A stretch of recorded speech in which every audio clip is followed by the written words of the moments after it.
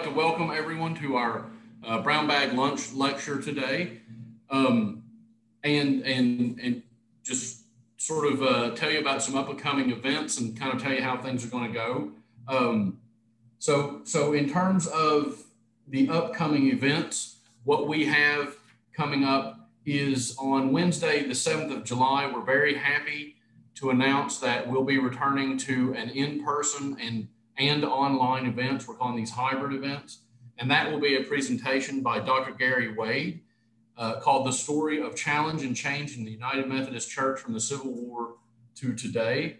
And because it is a hybrid session, we will need you to reserve your space if you want to come in space or virtually. And you can send us an email at eths@easttnhistory.org to confirm your reservation for in-person or your Zoom attendance. That would be very helpful for us.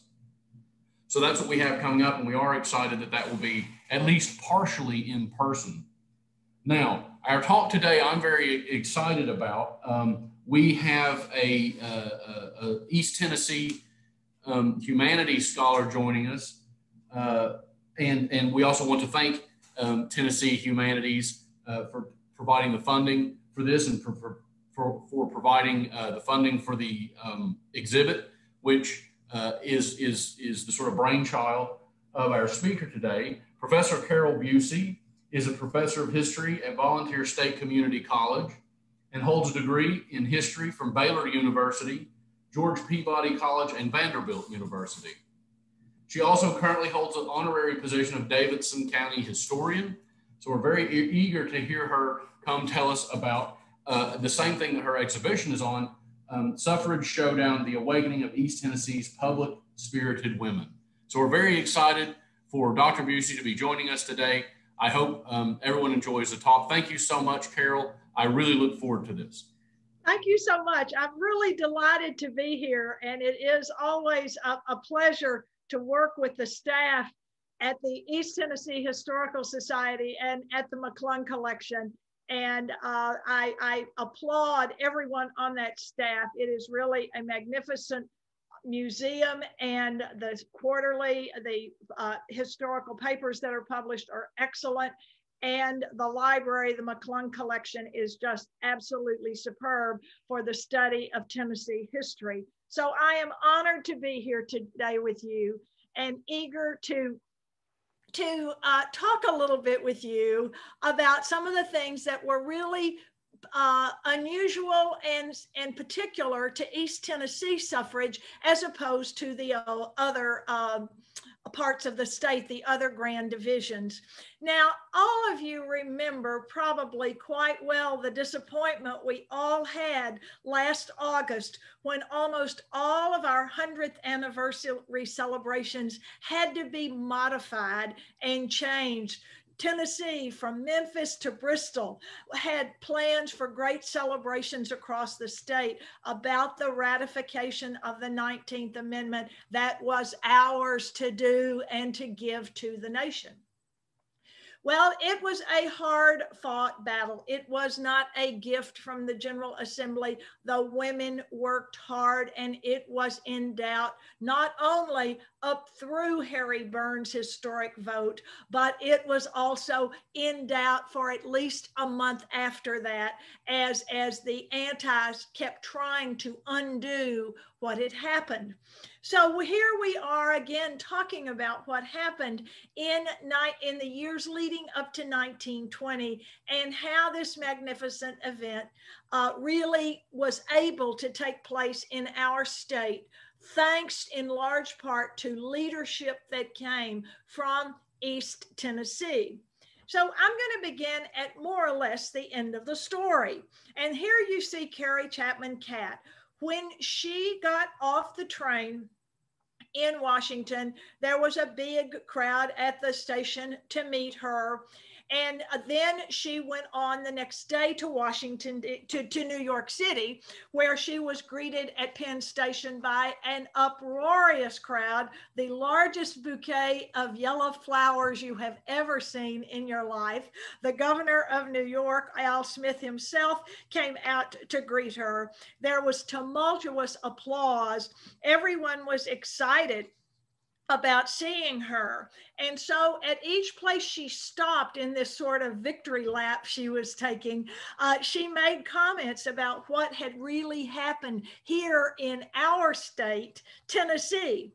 It was the first time in history of our long struggle that this invisible government, which we knew existed and whose power we felt in every suffrage battle in every state, was unmasked and forced into the open in Tennessee.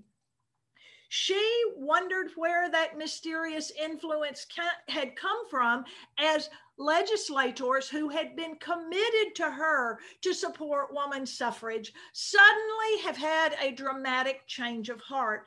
And it only had to be from some kind of outside pressure put on them. So at each one of these stops, she talked about the challenge of Tennessee and the challenges of the fight here, and the sheer fortitude of a few legislators who were able to hold the line and see that this important amendment to the Constitution was ratified.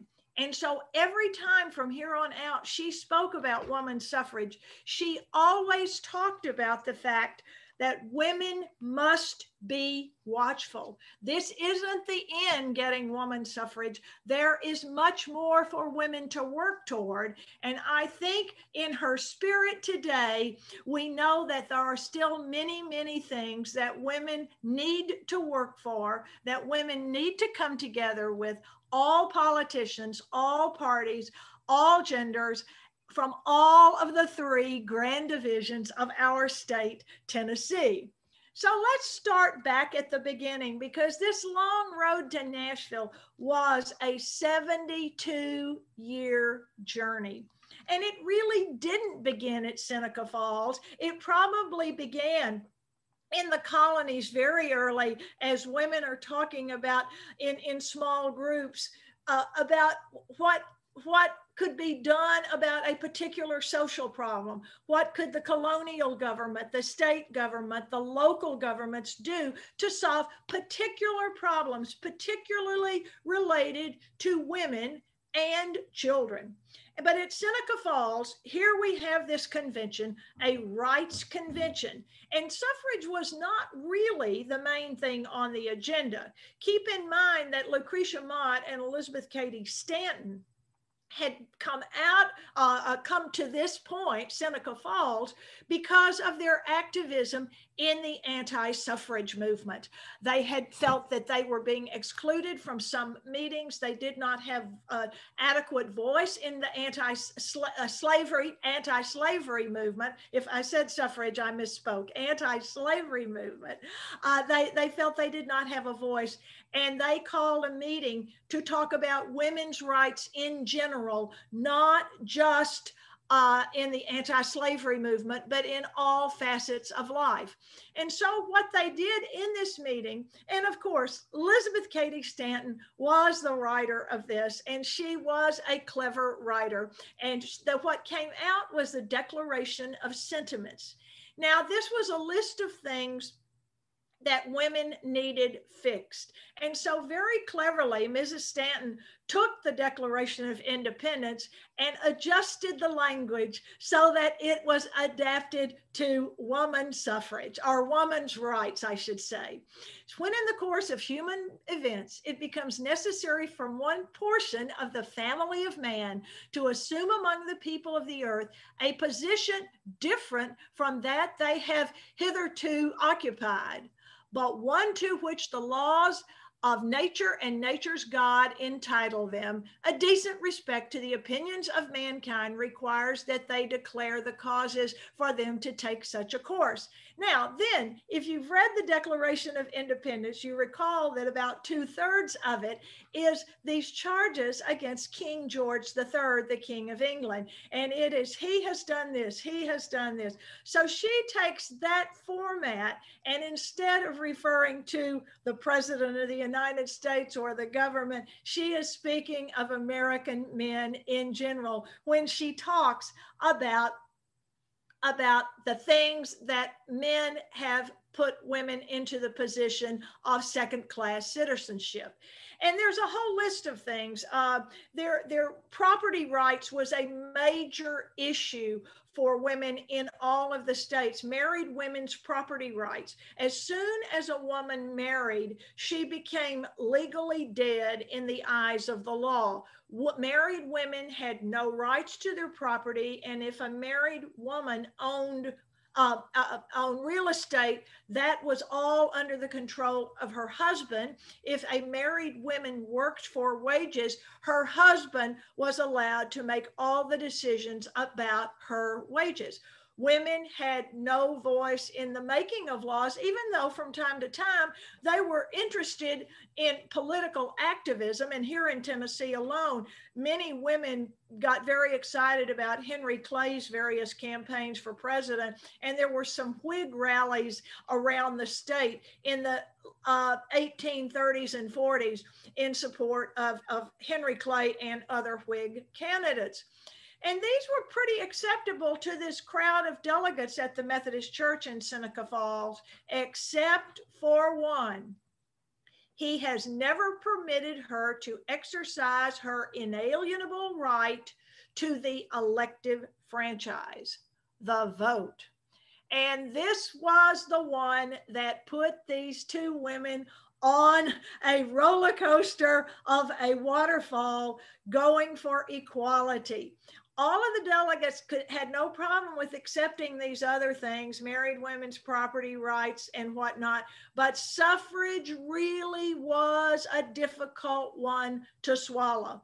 And so here these women are indeed going over a waterfall as they are adding that and demanding that suffrage be a part of it. And so, of course, now today, that is the only part of that convention and that declaration that we really remember. Now, look, I've been through the Tennessee newspapers for that 1848 meeting time, the time period. I find no mention anywhere that that meeting took place. The southern states did not pay any attention to the Seneca Falls meeting and to the declaration that came out. Now, they did get interested in things that I would say might, for the perspective of some of the newspaper editors, had a humorous note.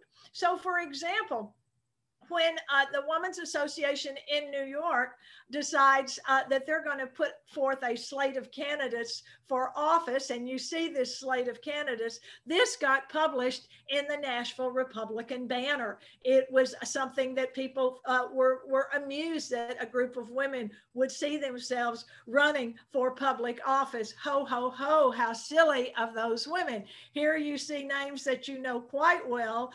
Lucy Stone running for Secretary of State, Elizabeth Cady Stanton for Attorney General, Amelia Bloomer, our fashion designer, for treasurer.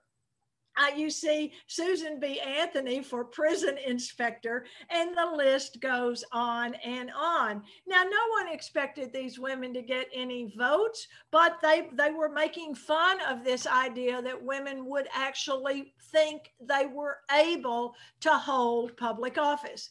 Because in the United States and pretty much everywhere in the rest of the world, we have these separate spheres for women. And the separate sphere of the domesticity really put women in what was considered their place, which was the home. It was biological determinism. And yet we know that some women did not have the luxury of having a stable, separate sphere in their homes and home lives.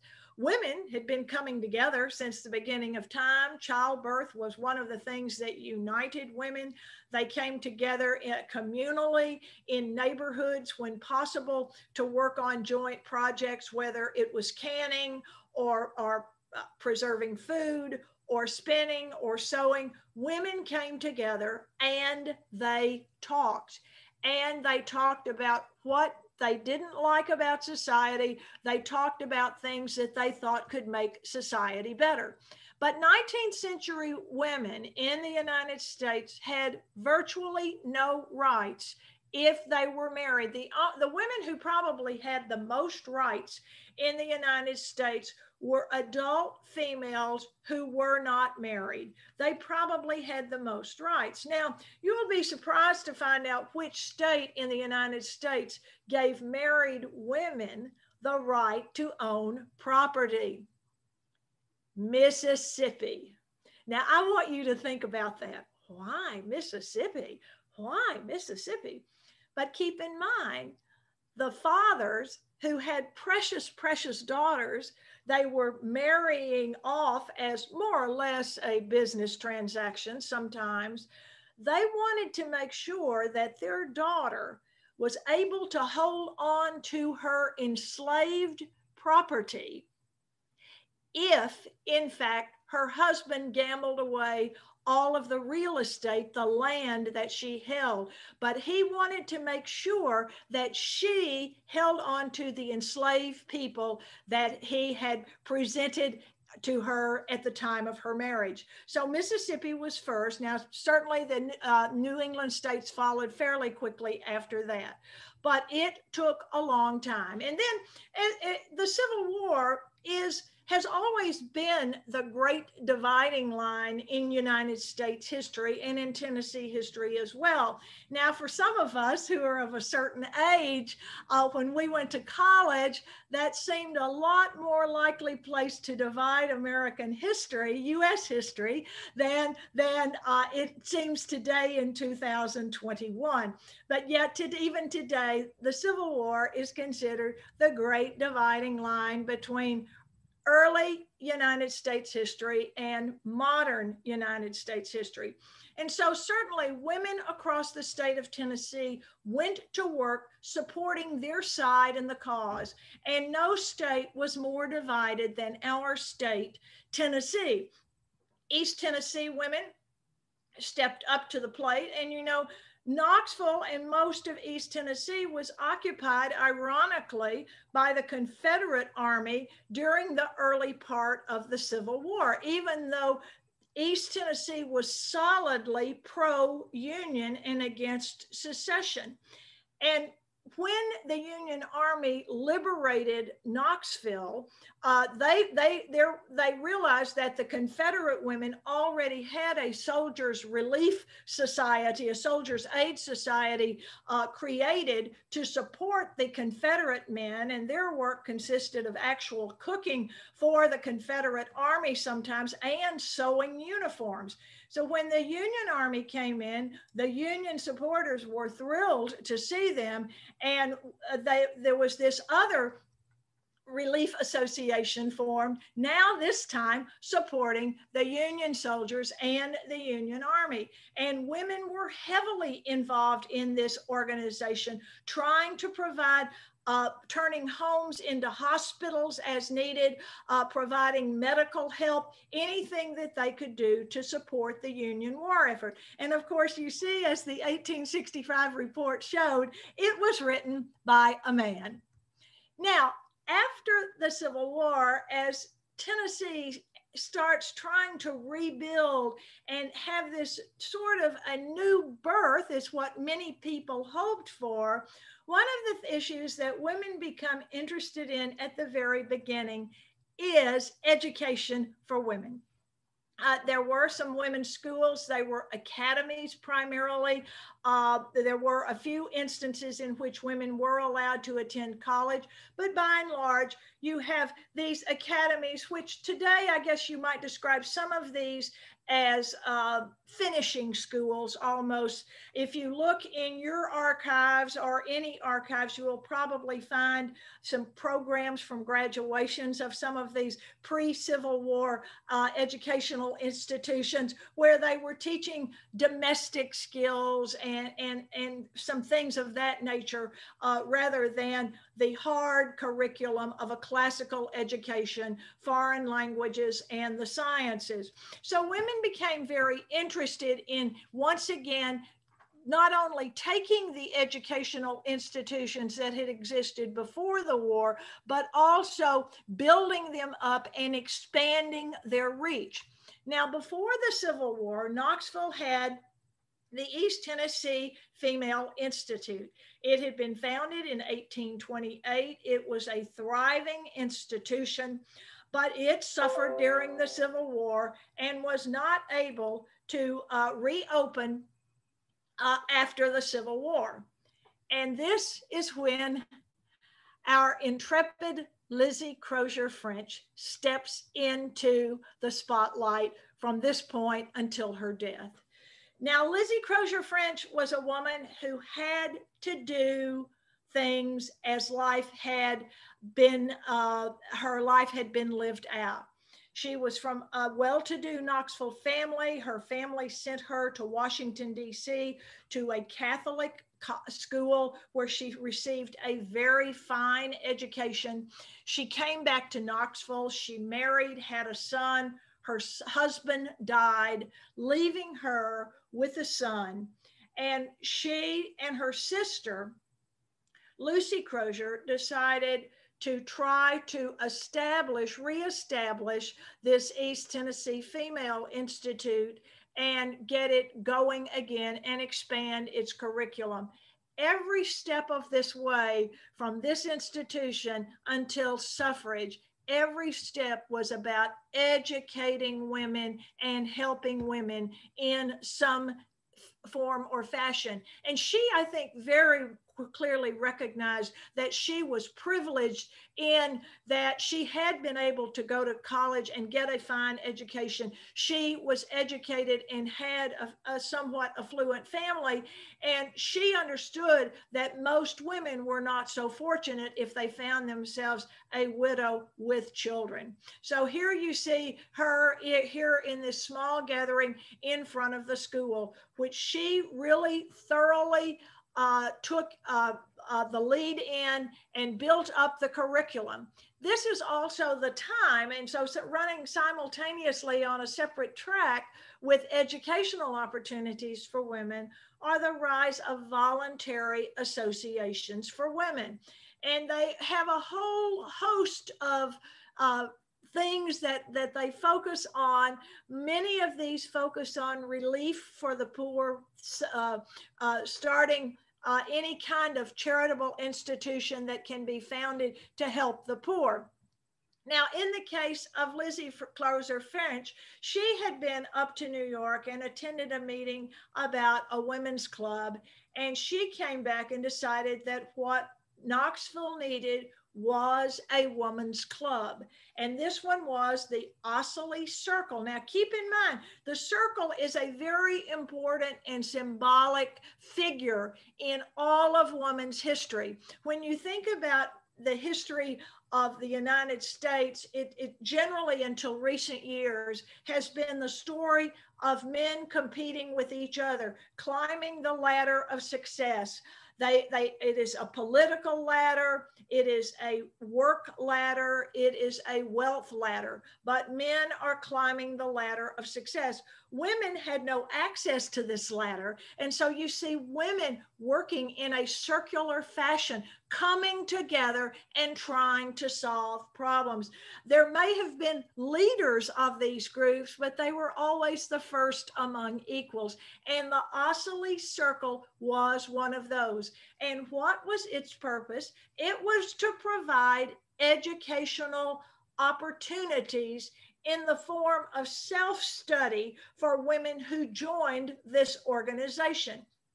It thrived. Many, many Knoxville women participated in this. They had talks about literature, geography, ancient history. They provided a host of problems to be discussed, and they were educating themselves at the same time. Now, you have these women's clubs being formed in the major cities of the Grand Divisions, and you also begin to see these taking off in the county seat towns in the rest of the counties of the state that weren't those 4 or 5 or 6 major cities in the state. But the organization that grew very, very quickly and became the largest women's organization in the history of the United States was the Woman's Christian Temperance Union. Temperance had been around well since before the Civil War. There were temperance societies all over the state of Tennessee. And after the Civil War, women came together and said, we need to make this a religious movement. And what they did was focus on one subject, and it's kind of interconnected. The reason they focused on temperance and prohibition was because the problem they were trying to solve was domestic violence. These women saw domestic violence firsthand, or they saw it in the community wherever they lived. And women had very little recourse under the laws of the land when their husband physically beat or abused them or their children. There were no legal protections for women. And these women in the Women's Christian Temperance Union recognized that alcohol was the source of the problem of domestic violence in most of the cases. And so their solution to the problem was quite simple: get rid of alcohol. Now, amazingly, most preachers, at least in the Protestant denominations, were pretty willing to go along with women doing this. They were not criticizing women for taking that step out of their sphere. East Tennessee counties, everyone had a temperance union, and some had multiple temperance unions. And all of them recognized that women needed protection. And the only solution to turn the drunkard's home into a peaceful and loving family was to get rid of alcohol. So women across the state embraced this cause. Now, to be fair, I don't think Lizzie Crozier French was ever actively involved in the prohibition movement, but but many women were. And not all of the women who joined the temperance union supported woman suffrage, as Lizzie Crozier French certainly did. Now, the Women's Christian Temperance Union really took off because of leadership. And the leader that came in and really ignited the movement was Frances Willard. She came into Tennessee several times. She met with leading community women in some of the major cities and encouraged them to found their own temperance unions for home protection.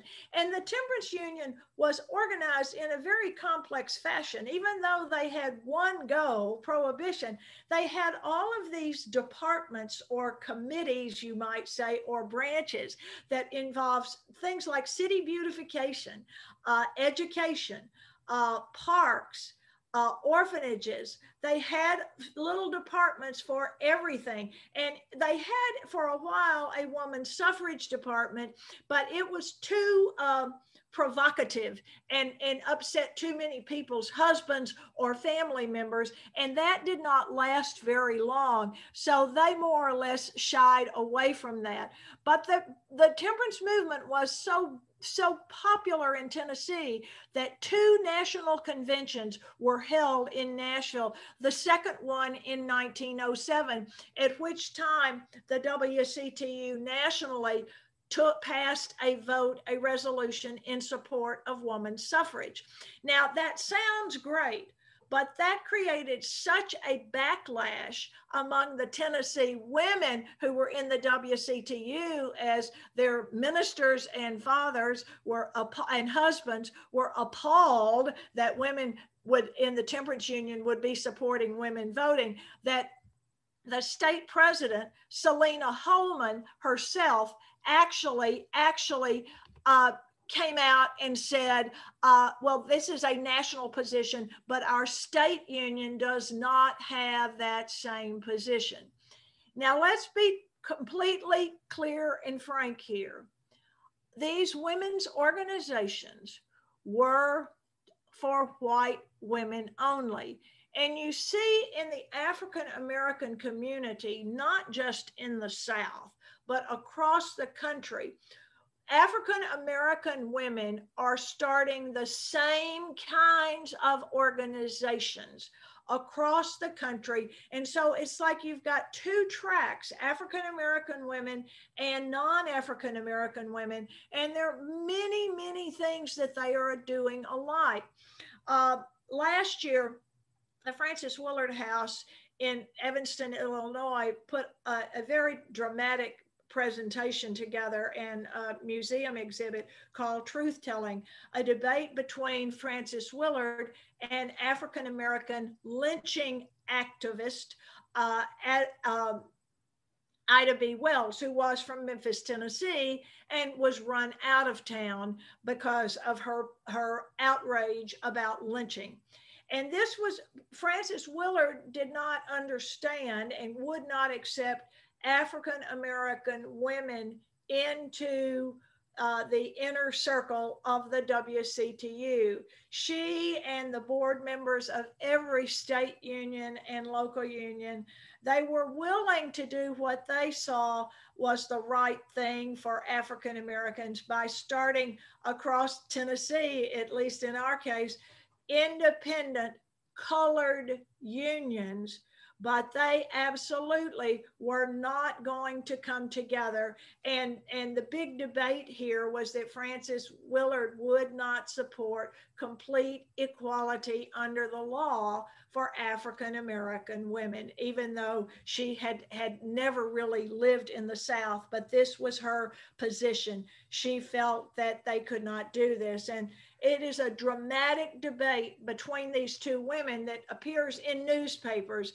It was not a face-to-face debate, but you see this great dilemma. And African American women, whether it's through their churches or other educational organizations, they are indeed doing their own work for their own people, lifting as we climb, being the motto of the National Association of Colored Women. Now, Prohibition takes off in Tennessee before women's suffrage.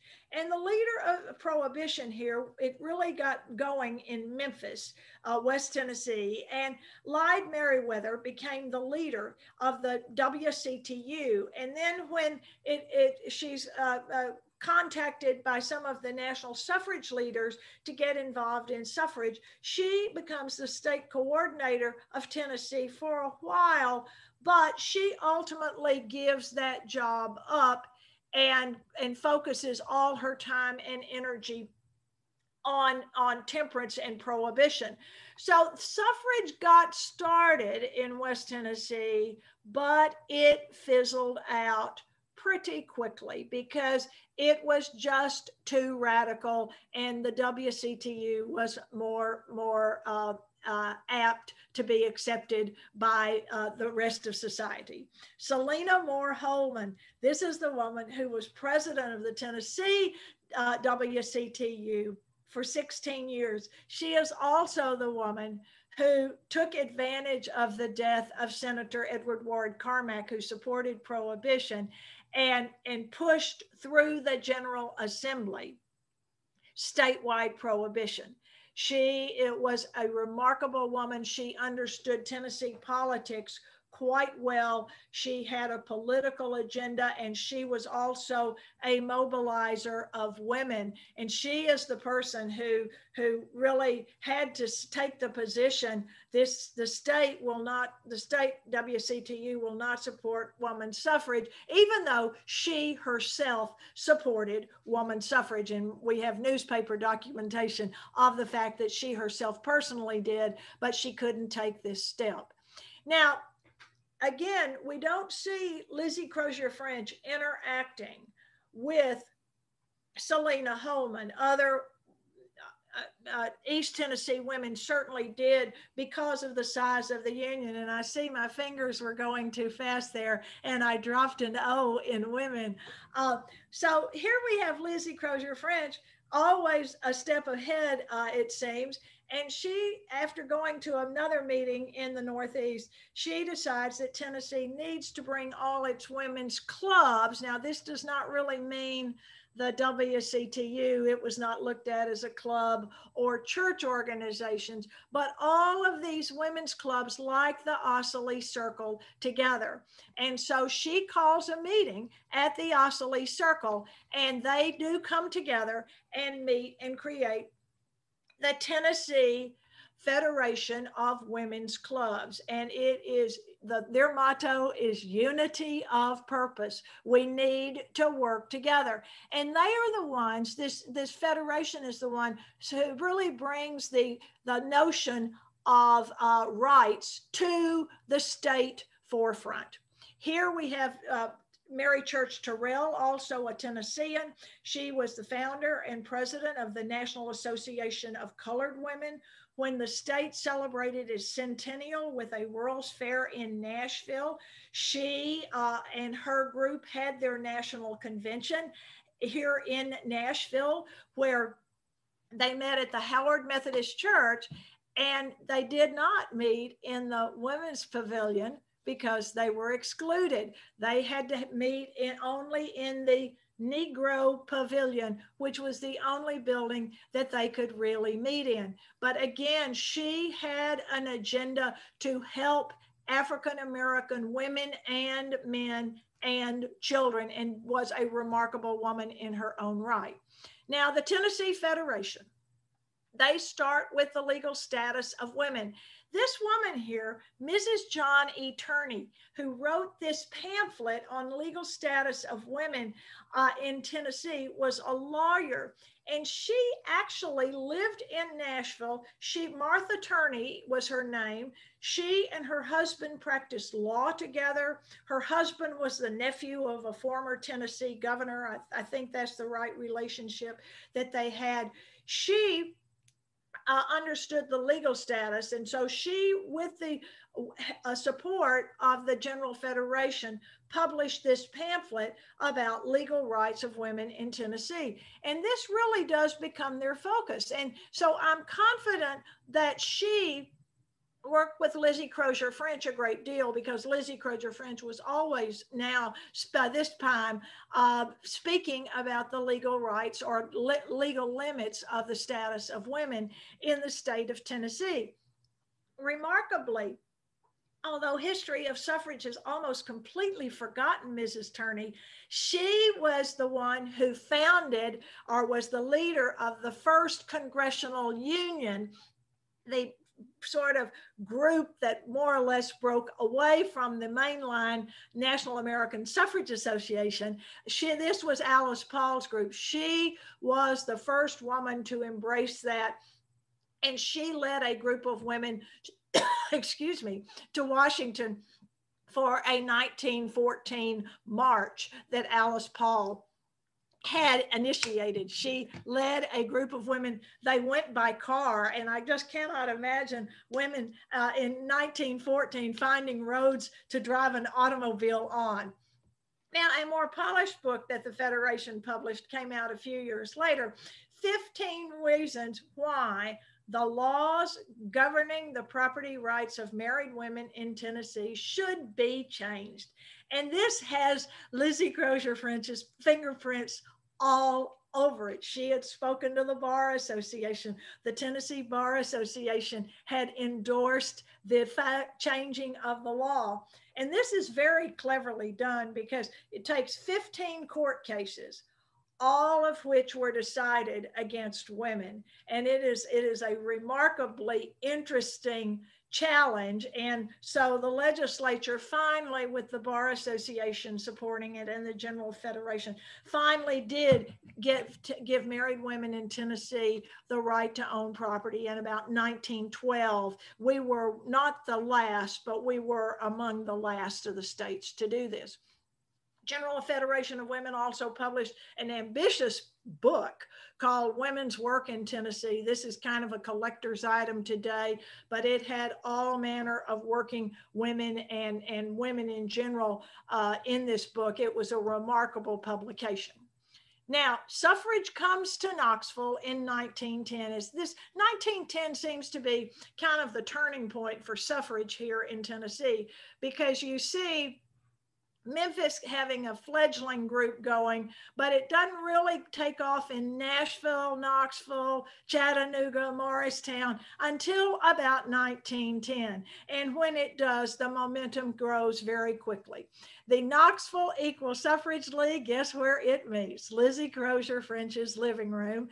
And there were about 25 people there that day, and they were determined to form an organization and get this going. Now, Knoxville is really quite interesting in the cities of the state and its suffrage associations, because before this is all over, Knoxville is going to have 3 different suffrage organizations just in the city of Knoxville alone. So one was more of an equal rights organization, and the other was probably one that was less interested in dramatic physical activities to draw attention to the cause of women's suffrage.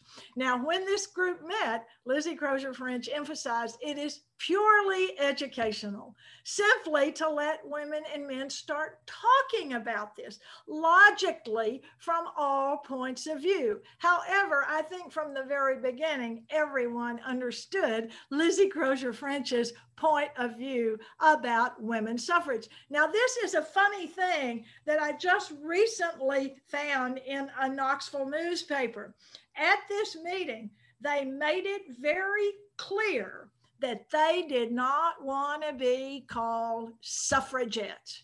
And indeed, none of the American women ever referred to themselves as suffragettes. Suffragettes was a term of derision almost given to the English women who wanted the right to vote, but the Tennessee women made it clear, and it is written in the record, that they did not want to be called suffragettes because they were just an investigative society.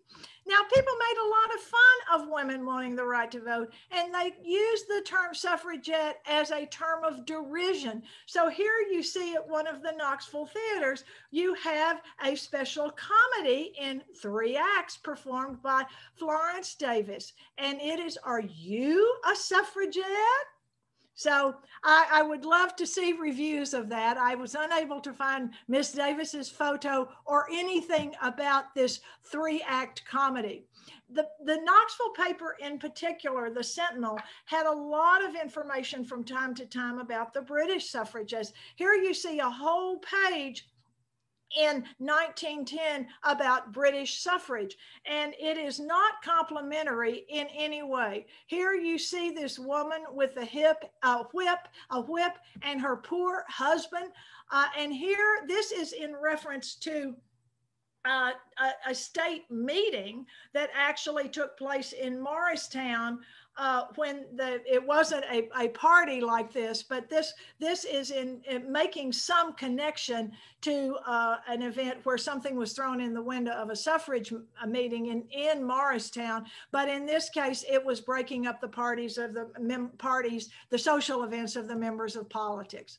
So once it gets started here, the women get into this really big. Hannah Price was the organizer of the Morristown Suffrage Association, and they have themselves a suffrage rally. Some groups had parades, some didn't. Some put on little dramatic things. But Lizzie Crozier French was the acknowledged leader of the suffrage movement in East Tennessee. Now, hard to believe, but yes, indeed, the most vocal critics, at least openly vocal critics of suffrage, were in fact women. Here we have Annie Riley Hale, who was from Rogersville. She was a writer. She decided that she was going to take on the suffrage cause as an opponent. She was opposed to suffrage. She wrote about it. She lived all over the country. She was in Washington after she left Tennessee. She went to California. She has a very sort of an interesting life, but she decided that she would take on Lizzie Crozier French herself. And so there is a debate. And keep in mind that Knoxville has had the Appalachian Exposition and had it 2 years in 1910 and 1911. And so they're going to use the large auditorium at the exposition grounds, and they're going to debate this topic, that woman suffrage should exist. And wouldn't you have liked to have been a fly on the wall at that debate? Because neither woman moved an inch, but it really did provide people, the audience was packed, and it provided people an opportunity to hear both sides of the question. Now, the National Suffrage Association had Susan B. Anthony for its leader for a good long while, and then it had Dr. Anna Howard Shaw, and then she resigned from the position, and Carrie Chapman Catt, who had been president at one point, came back and was the president who led the National Association through the last years of woman suffrage. And so here she decides that this method of going state by state and getting state legislatures to pass a bill amending the state constitution to allow women to vote, she finally embraces the cause of the Susan B. Anthony Amendment, which had been introduced in Congress at the request of Susan B. Anthony well before 1900. But Carrie Chapman Catt and the Suffrage Association finally really decide that the winning plan is to go all out for an amendment to the United States Constitution. And so you now see all of these women in these East Tennessee local suffrage leagues now really getting activated. And here they are presented with yet another choice, because within the National American Woman Suffrage Association, there is a committee called the Congressional Union. And now that we're going to have an amendment that really is going to get momentum to be passed in Congress before it can be ratified by the state, this Congressional Union is led by the activist Alice Paul, who says we've got to draw as much attention to our cause as possible. And so women from all over East Tennessee end up joining the Congressional Union, which then becomes the National Woman's Party. The unions in East Tennessee were integrated, the suffrage leagues in East Tennessee. We have very few records. We're constantly digging for records of these women. But one woman that we know embraced woman suffrage was Bertha Brewer Ellis, who was from Johnson City. She was committed to the cause. She was involved in lots of other organizations like most of the suffragists were. Maynardville, Union County, was supporting Alice Paul's group. Suffrage prisoners should not be treated as criminals, a woman says.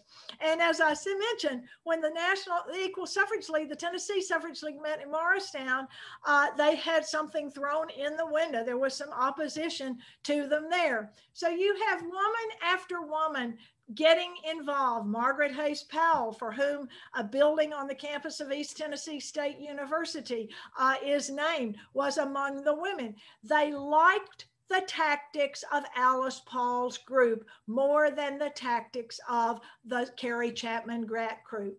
Carrie Chapman Catt's winning plan was to go hold the course and go for ratification, but when the U.S. entered World War I, Carrie Chapman Catt said, we're going to support the war effort and not campaign for the vote.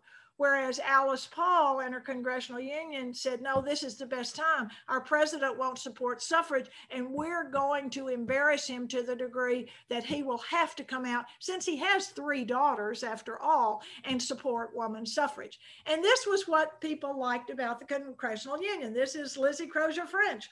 They liked speaking on the street corners. That was a tactic that they endorsed. They liked visible physical campaigning, and they followed Alice Paul. She came to Knoxville. There were lots of things going on in Knoxville. The state association, the Equal Suffrage Association, will split. And the fight, talk about petty, it was whether the National Convention, which was going to be held in Tennessee, would be in Memphis or Nashville. So it met in 2 different sides of the hall at a meeting in Knoxville, and the Nashville and Knoxville group supported Nashville and became the Tennessee Equal Suffrage League, a Suffrage Association, Inc., and the other side remained the Tennessee Equal Suffrage Association. So the convention was held in Nashville, and it was a great celebration for all. Both delegations from both of the Tennessee associations were seated. And here is Maud Younger, significantly younger than Alice Paul, but she was just every bit as feisty and determined to support suffrage. Here you see a picture of her dog riding with her. She loved her car, and she organizes the Dixie Tour, which is going to go through the South, getting support for women's suffrage and creating a sort of a caravan for women. And what an interesting thing this must have been. As they go from Memphis to Jackson to Nashville to Knoxville, the cities, as the word travels, they start closing meeting halls to these women. They are looked at as radicals. They were going to use a courtroom in Knoxville. And I think the day before this rally was going to take with Maud Younger and the suffragists in Knoxville, there was a decision made that that could not take place in that courtroom. And so they had a rally on the courthouse steps. They were not to be stopped. And you see, and here we go. Here is this map that is down at the State Museum. And it's really quite interesting because with every county, it shows you some of the activity of women in these counties that you can read. And I will send the East Tennessee Historical Society the link to this. But you see that women all over East Tennessee were getting heavily involved in these kinds of things and were, in fact, pushing forward to see that women's rights were going to happen here. So when North Carolina decided to table the amendment a day or two before Tennessee's dramatic vote, it did come down to Tennessee. And on August the 18th, 1920, you all know the story. Harry Burns' vote, but it was a lot of other people's votes too. And the Knoxville newspaper, the Sentinel, posted a night edition that got this recorded. And what a clever head they put, masthead, on it for that night. The ratification was complete when the Secretary of State signed it into law to be added to the Constitution. Harry Burns was the hero of the day. People wrote poems about him. As you see this poem here, when he flipped to the eyes and enraptured the feminine voter. So there he is with his mother. He will speak in Knoxville. You will see that there were challenges for the whole month, almost of all the rest of August and September, as trying to get the amendment's ratification overturned, but it held. Women across the state celebrated. Lizzie Crozier French. It opens doors for her. She runs for the City Council of Knoxville. And Anna Worley from Bluff City in Sullivan County becomes the first woman to have a seat in the Tennessee State Senate. These steps, running for office or holding office, were tiny steps for women, but each step left a footprint for all women from the years that followed to follow. And so, as Carrie Chapman Catt said in the celebratory sessions, we haven't won everything yet. We have to be vigilant. We have to protect our rights and stand for our rights. The right to vote is precious.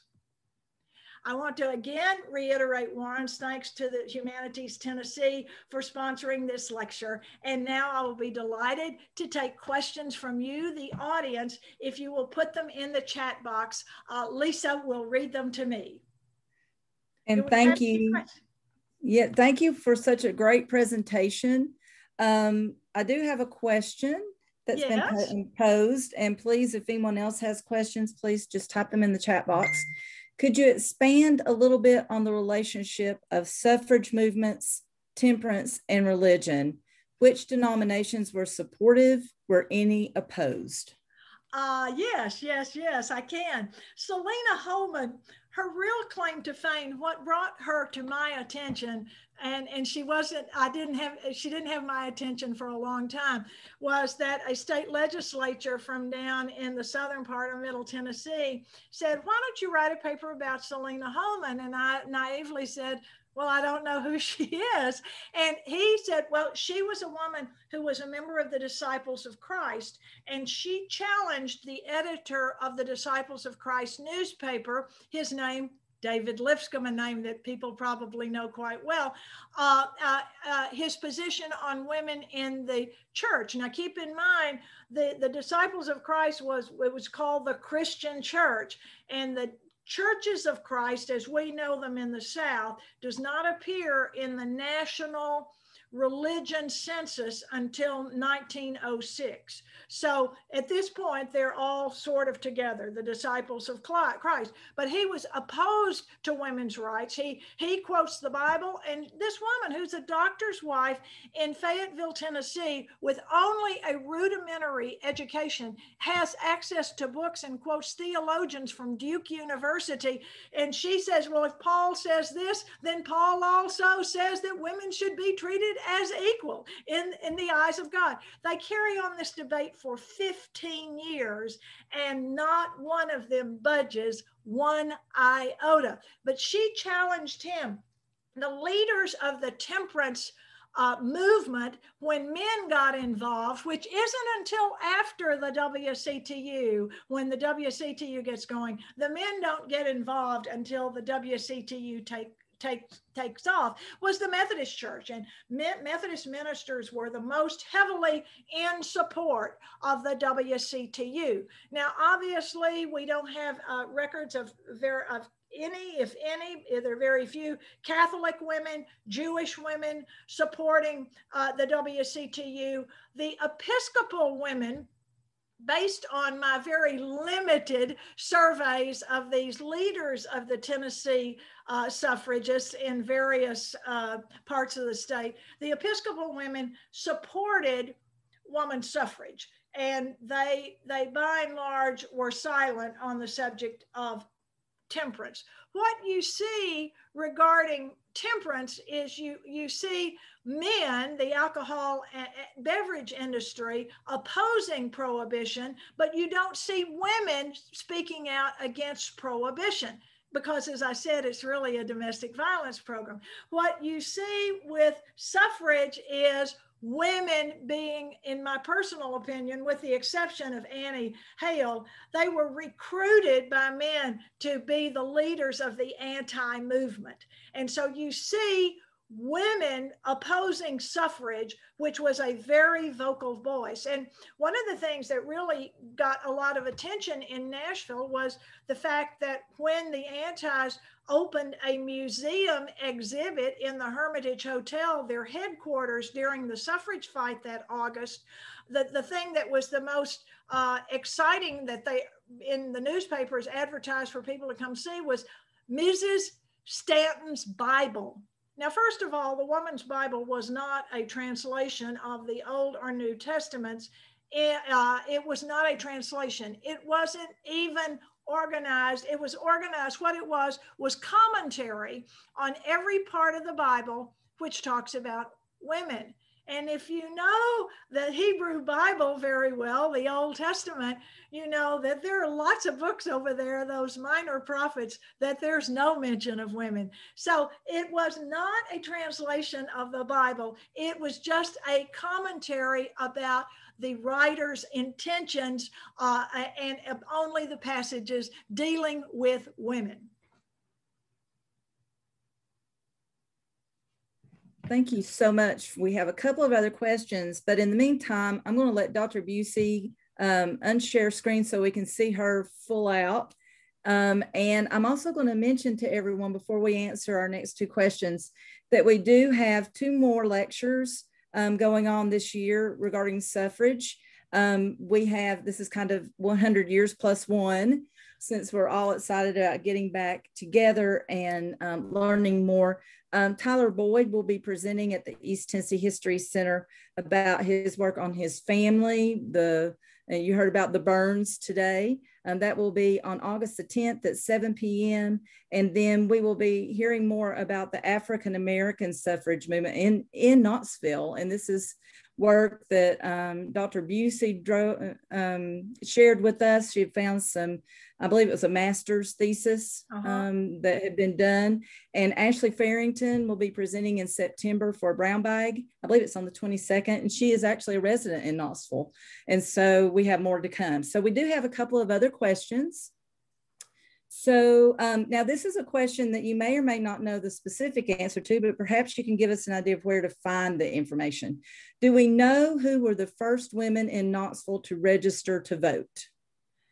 I do not know that, but I have a feeling that the name I see down there, Wanda, is Wanda Sobieski, and she may actually have that little gem in her memory bank. Wanda, if you are there, Wanda Sobieski, can you maybe put it in the chat for us if you know the name of the first woman who got registered to vote?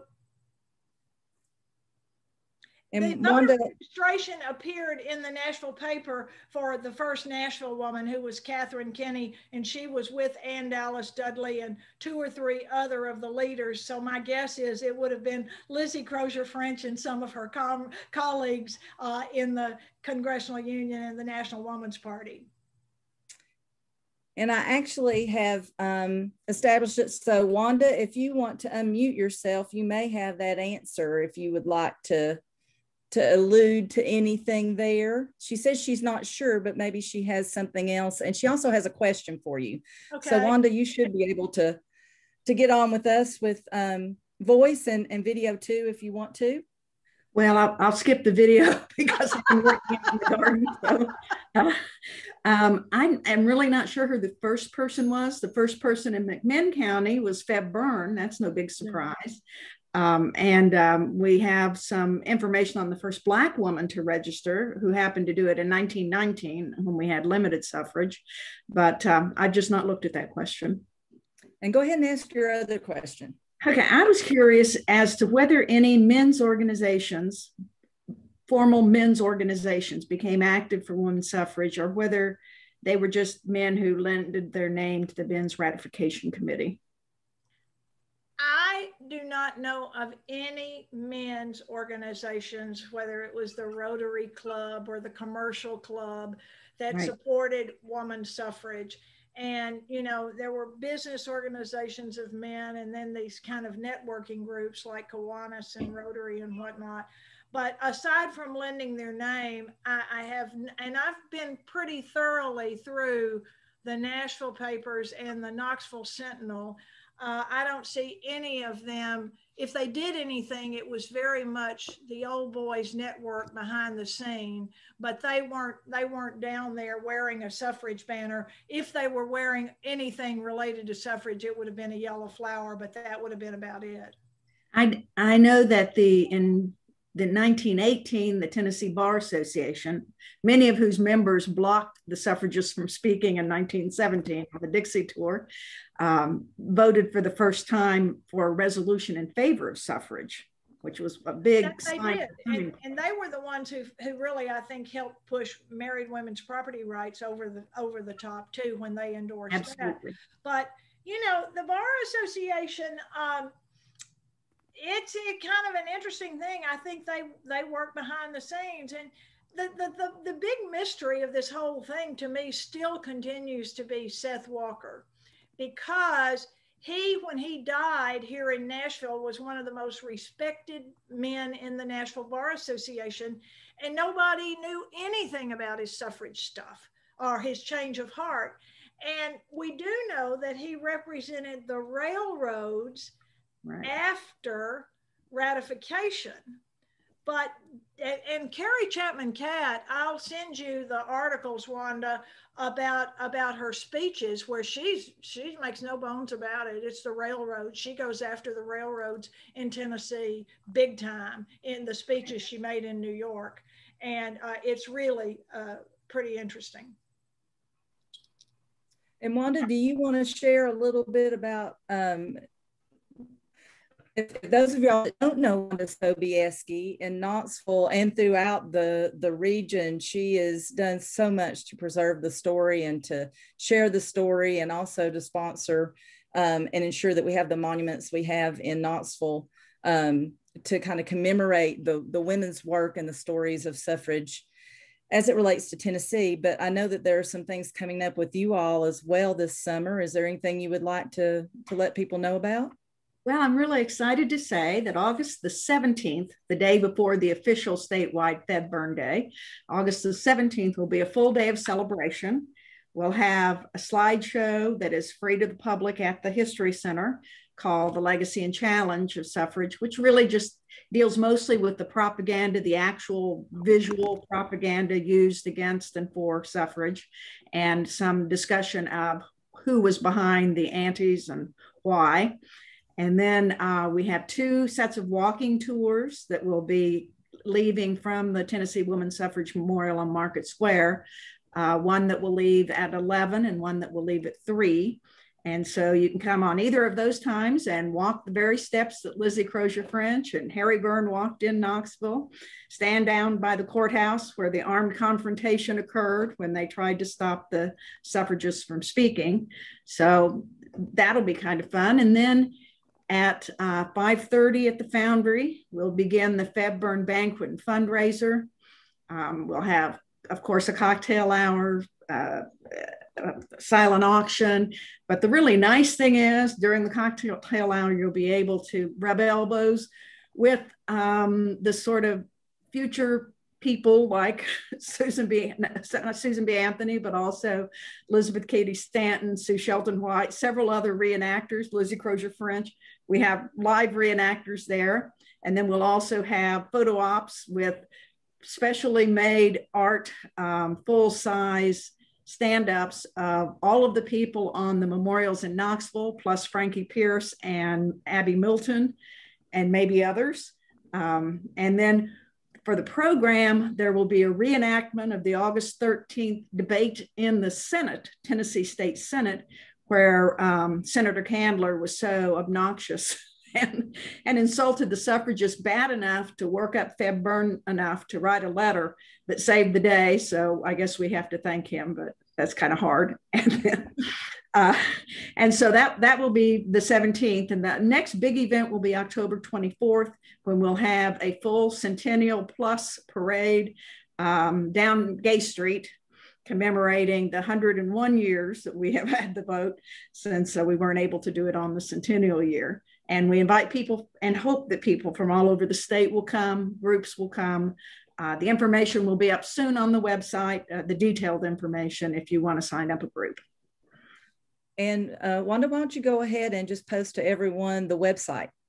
It's suffragecoalition.org. Okay, there you go. Suffrage very simple.